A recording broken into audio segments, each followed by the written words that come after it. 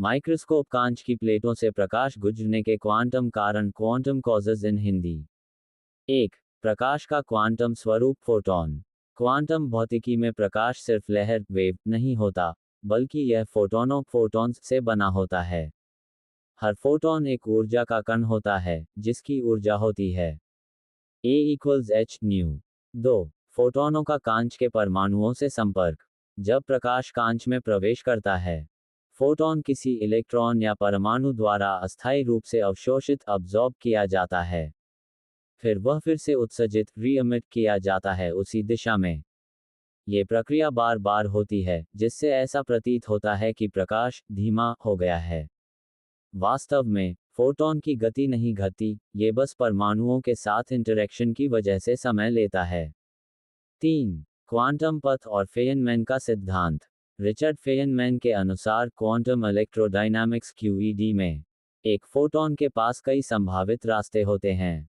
हर रास्ते की एक संभाव्यता तरंग प्रोबेबिलिटी एम्पलीट्यूड होती है। ये तरंगें आपस में इंटरफियर करती हैं, यानी जुड़ती या काटती हैं। इससे हमें अपवर्तन, रिफ्रैक्शन, परावर्तन, रिफ्लेक्शन और अन्य प्रभाव दिखाई देते हैं। 4. ट्रांसपेरेंसी का कारण ऊर्जा स्तर।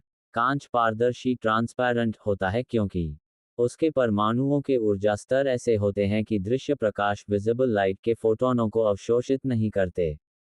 इसलिए फोटॉन बिना ऊर्जा खोए कांच से गुजर जाते हैं।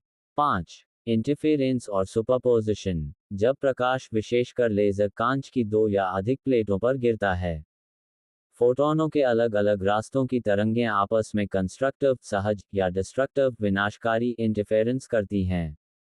इससे फैब्री परोफ्रिंजेस और पतली परतों में रंग बिरंगे पैटर्न दिखाई देते हैं। क्लिपबोर्ड सारांश तालिका समरी टेबल। क्वांटम सिद्धांत कांच की प्लेट में प्रभाव। फोटॉन प्रकाश ऊर्जा का कण। अवशोषण और उत्सर्जन प्रकाश की गति धीमी दिखती है।